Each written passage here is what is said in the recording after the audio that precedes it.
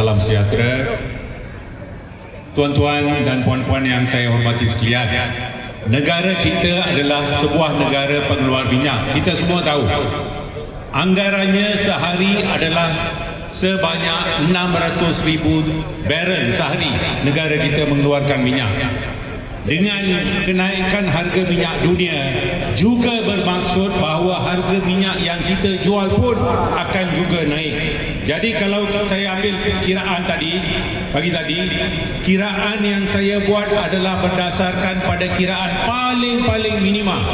Jadi kalau kita ambil lebih kurang 600,000 barrel sehari untuk setahun, paling minima negara kita mendapat keuntungan lebihan sebanyak 6.5 bilion ringgit. Tapi kalau kita ambil harga gas dan sebagainya, jumlah ini boleh melonjak kepada, maaf tadi saya cakap 6.5 bilion, itu ialah 6.5 bilion dolar ya.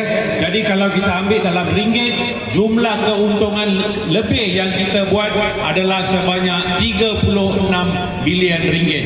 Kalau kita ambil harga gas sekali yang sudah pun naik, mungkin keuntungan lebih yang kita buat setahun adalah mencecah lebih daripada 50 bilion ringgit.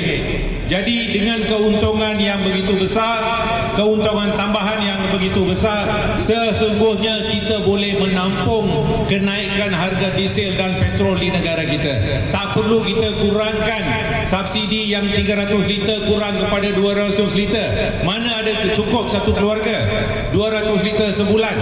Subsidi untuk diesel pun telah ditarik balik. Ramai yang tidak mendapat subsidi diesel, seperti lori-lori tipe bas sekolah dan sebagainya.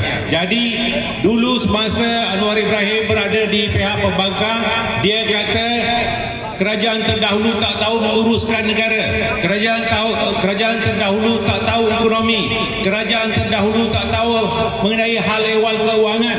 Tapi sekarang dia sudah ambil alih-alih jawatan sebagai Perdana Menteri.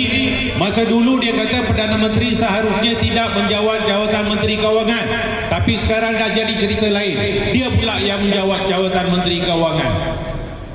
Bukan saja Menteri Kewangan, Menteri Ekonomi pun adalah sekarang dah tukarlah milik kerajaan, milik pemimpin Barisan Nasional. Tapi tak apa, beliau adalah Menteri Kewangan, beliau seharusnya tahu bagaimana uruskan. Itu yang beliau janji kepada kita dulu. Dia kata hari ini naik, hari ini kita jadi kerajaan, esok harga turun. Itu semua tak payah ulang lagi lah, kita semua tahu.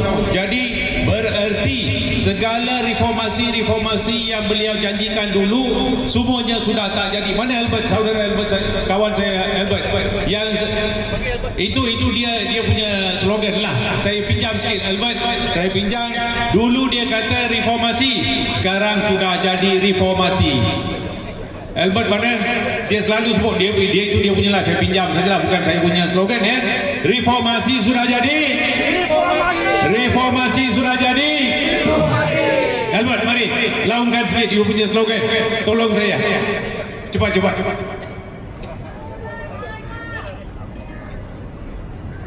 Salam sejahtera semua.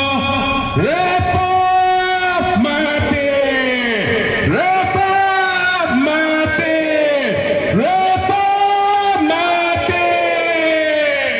Terima kasih saudara Albert. Jadi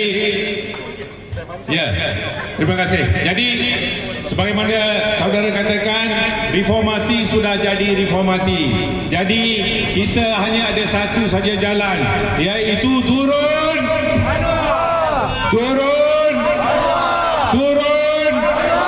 Terima kasih saudara-saudari sekalian.